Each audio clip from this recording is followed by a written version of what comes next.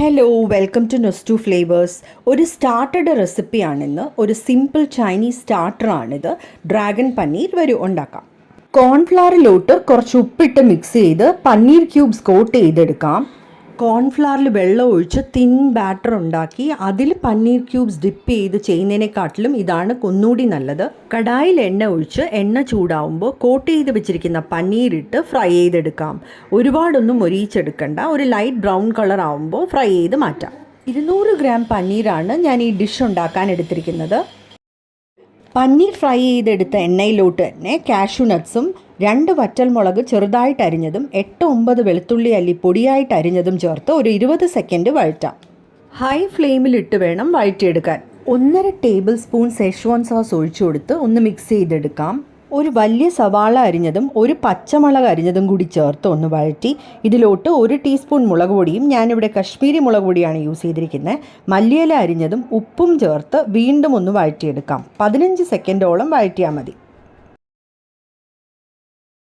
Capsicum അരിഞ്ഞതും കൂടി ചേർത്ത് വഴറ്റാം. 1 ടീസ്പൂൺ സോയാ സോസും 1.5 ടേബിൾ സ്പൂൺ ടൊമാറ്റോ സോസും കൂടി ഇട്ട് ഒന്ന് വഴറ്റി കുറച്ച് വെള്ളം ഒഴിച്ചു കൊടുക്കാം. എല്ലാം കമ്പൈനായി കിട്ടാനും ഒരു തിക്ക് കൺസിസ്റ്റൻസി വരാനുമായിട്ട് കുറച്ച് വെള്ളത്തിൽ 1 ടീസ്പൂൺ കോൺഫ്ലവർ ഇട്ട് ഒന്ന് മിക്സ് ചെയ്ത് ഇതിലോട്ട് ഒഴിച്ചു കൊടുക്കാം. നന്നായിട്ട് മിക്സ് ചെയ്തെടുക്കാം.